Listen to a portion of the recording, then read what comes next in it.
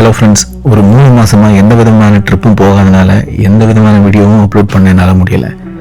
So அதுக்கெல்லாம் சேர்த்து வச்சு ஒரு பெரிய ட்ரிப்பாக பிளான் பண்ணி கிட்டத்தட்ட 10 எபிசோடு போடுற அளவுக்கான வீடியோ கலெக்ஷன் எடுத்து வச்சுருக்கோம். ஸோ ஒவ்வொன்றா ரிலீஸ் பண்ணுறேன். ஸோ இது பார்த்திங்கன்னா ஒரு லாங் ட்ரிப்பு, கிட்டத்தட்ட 28 மணி நேரம் ட்ராவல். ஸோ வீடியோக்குள்ளே வாங்க, என்ன ட்ரிப்பு டீட்டெயில்ஸ் எல்லாமே நான் எக்ஸ்பிளைன் பண்ணுறேன்.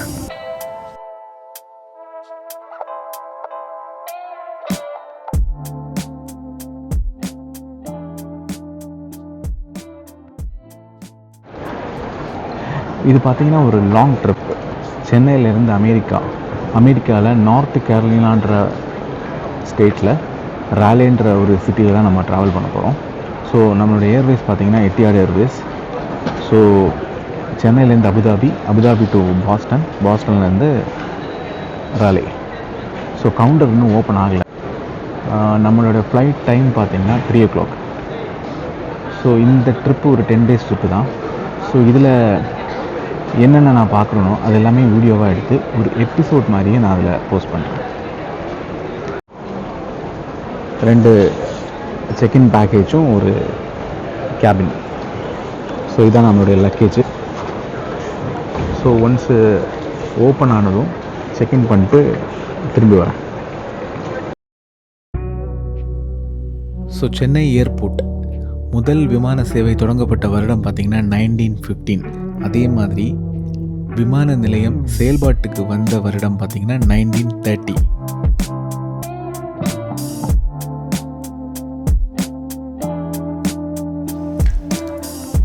அதே மாதிரி கடந்த ஃபினான்ஷியல் இயரில் பார்த்திங்கன்னா கிட்டத்தட்ட 22 மில்லியன் பேசஞ்சரை ஹேண்டில் பண்ணியிருக்கு இந்த விமான நிலையம்.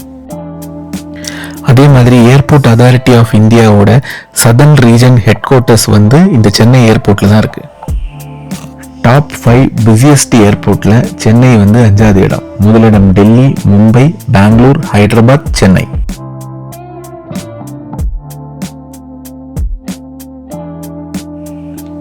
நாம டிராவல் பண்ணுற இந்த ஏர்கிராஃப்ட் பார்த்தீங்கன்னா எட்டியாட் ஏர்வேஸோட ஏர்பஸ் A320 மாடல். எட்டியாட் ஏர்வேஸோட ஹெட் குவார்ட்டர்ஸ் பார்த்தீங்கன்னா அபுதாபியில் சயீத் இன்டர்நேஷனல் ஏர்போர்ட்டுக்கு பக்கத்தில் இருக்கிற கலிஃபா சிட்டியில் தான் அமைஞ்சிருக்கு. இவங்களுடைய ஆப்ரேஷன் பார்த்தீங்கன்னா 2003 நவம்பர் மாதம் தான் ஆரம்பித்தாங்க.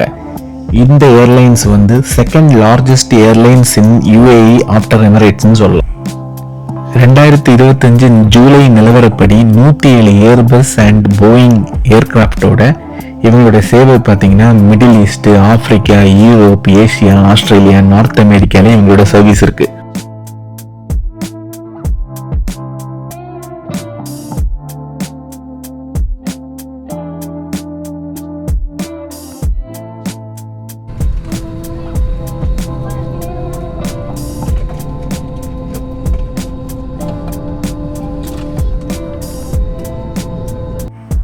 இவங்க ஏர்லைன்ஸில் அவங்க ப்ரொவைட் பண்ணுற ஃபுட்டு பார்த்தீங்கன்னா நல்ல குவாலிட்டியாகவும் இருக்கும், குவான்டிட்டியும் நல்லா இருக்கும்.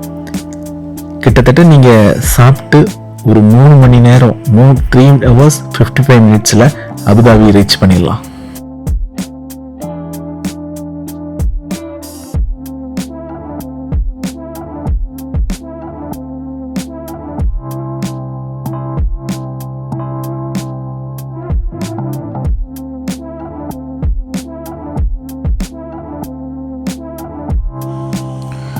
ஸோ அபுதாபி ஏர்போர்ட் பார்த்தீங்கன்னா one of the busiest airport in Middle ஈஸ்ட்னு சொல்லலாம். UAEல செகண்ட் பிஸியஸ்ட் ஏர்போர்ட் இந்த அபுதாபி ஏர்போர்ட் தான், துபாய்க்கு அப்புறம்.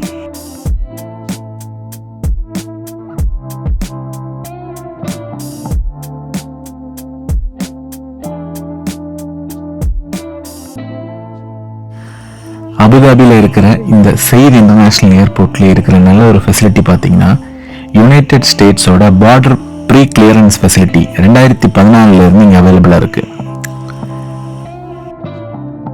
இந்த ஃபெசிலிட்டி இருக்கிறதுனால யூஎஸ்க்கு டிராவல் பண்ணுற பாசஞ்சருக்கு ரொம்பவே யூஸ்ஃபுல்லாக இருக்கும். ஏன்னா நியூயார்க் மாதிரி பிஸியஸ்ட் ஏர்போர்ட்டில் போர்ட் ஆஃப் என்ட்ரி இருந்துச்சுன்னா அவ்வளோ கியூ இருக்கும், அவ்வளோ டைம் எடுக்கும் கிளியரன்ஸ் ஆகுறதுக்கு.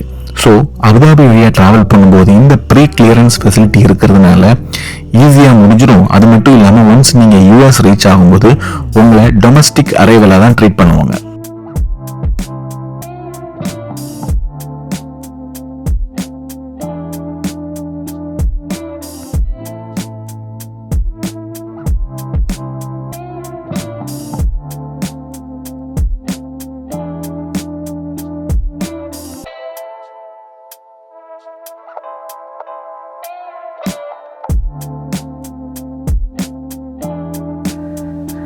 அபுதாபியில் 2 மணி நேரம் லேவருக்கு அப்புறம் இங்கிருந்து பாஸ்டனுக்கு நெக்ஸ்ட் ஃப்ளைட்டில் போகிறோம். கிட்டத்தட்ட 14 மணி நேரம் ட்ராவல் டைம்.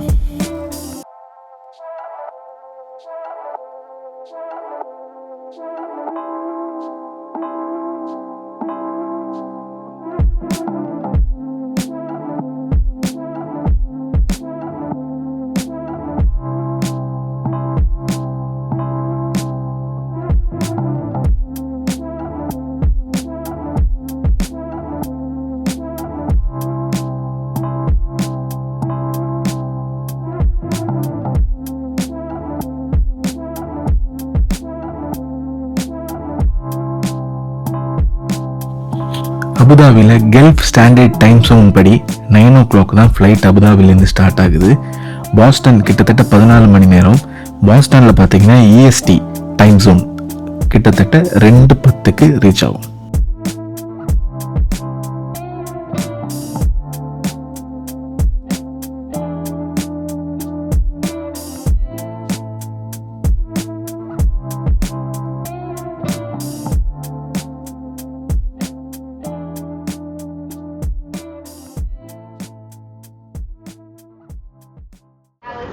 இப்போ நம்ம யூஎஸில் இருக்கோம். யூஎஸில் பாஸ்டனில் இருக்கோம்.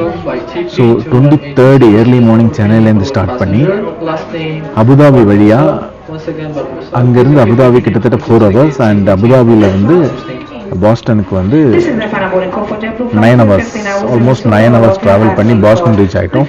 ஸோ இங்கேருந்து அடுத்த ஃப்ளைட் வந்து ராலிக்கு கிட்டத்தட்ட ஒரு 6 hours வெயிட்டிங் டைமிங் இருக்குங்க. ஸோ இங்கே டைம் படி 6 o'clock தான் நமக்கு அடுத்த ஃப்ளைட்டு. ஸோ அது வந்து ஆக்சுவலாக சென்னையிலேருந்து எத்தியாடில் புக் பண்ணியிருந்தோம். ஸோ இங்கேருந்து ஜெட் ப்ளூவில் வந்து ஜெட் ப்ளூ ஏர்வேஸில் வந்து இங்கேருந்து ராலே ட்ராவல் பண்ணுறோம். ஸோ ஒன்ஸ் ராலே ரீச் ஆனதும் ஆல்மோஸ்ட் 8 o'clock நம்ம ரீச் ஆயிரும். ஸோ 8 o'clock ரீச் ஆனதுக்கப்புறம் நம்ம தங்குற இடத்துல அங்கேருந்து ஒரு கேப் புக் பண்ணி போகிற மாதிரி இருக்கும். ஸோ அங்கே போயிட்டு பார்க்கலாம் எப்படின்னு.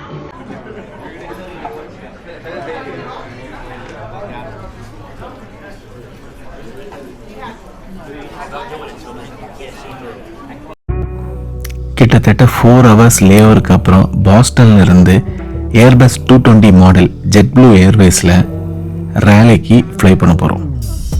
இந்த பயணம் பார்த்தீங்கன்னா 2 மணி நேரம் 16 நிமிஷம் நான் ஸ்டாப் ஃப்ளையிங் தான். பாஸ்டன் லோக்கல் டைம் படி 6:10க்கு டேக் ஆஃப் ஆகி 8:26 ராலே லோக்கல் டைம் படி லேண்ட் ஆகும்.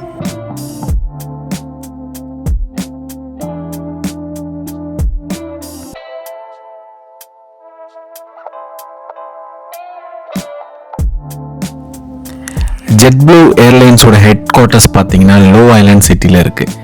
இது ஒரு லோ காஸ்ட் ஏர்லைன்ஸ்ன்னு சொல்லலாம் அமெரிக்காவில்.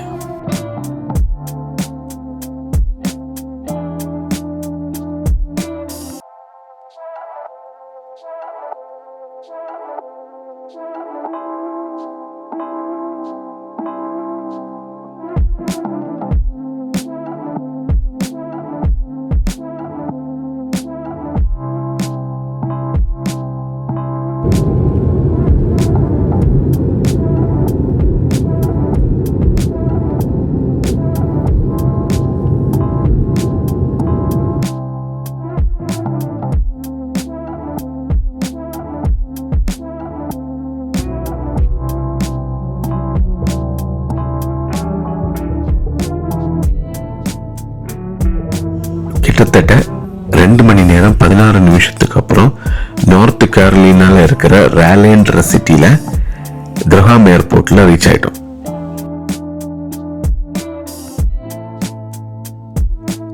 ஏப்ரஹாம் இன்டர்நேஷ்னல் ஏர்போர்ட் பார்த்தீங்கன்னா second largest airport in north கேரளினா state. கிட்டத்தட்ட 85 டெஸ்டினேஷன் இன்க்ளூடிங் 12 இன்டர்நேஷ்னல் டெஸ்டினேஷன், 9 கண்ட்ரியில் இங்கேருந்து பேசஞ்சர் சர்வீஸ் இருக்குது.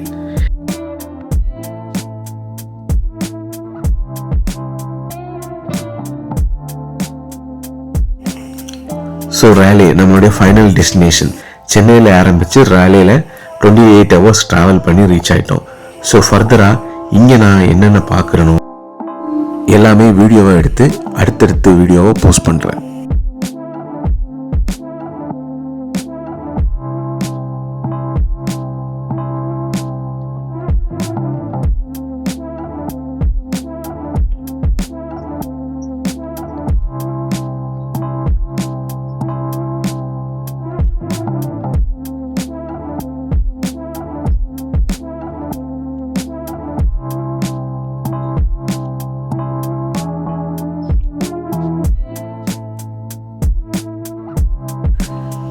நாம் தங்க போகிற இடம் இந்த இன்டர்நேஷ்னல் ஏர்போர்ட்லேருந்து கிட்டத்தட்ட 5 to 6 கிலோமீட்டர் ட்ராவல் பண்ணால் ரீச் ஆகிடலாம்.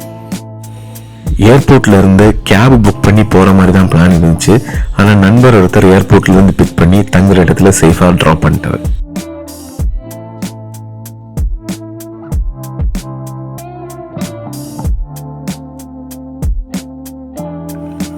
ஸோ அவ்வளோதாங்க, இந்த வீடியோ இங்கே முடிச்சுக்கலாம். அடுத்தடுத்த வீடியோவில் சந்திப்போம். ஸோ அது வரைக்கும் சப்போர்ட் பண்ணுங்கள், சப்ஸ்கிரைப் பண்ணுங்கள். தேங்க்யூ.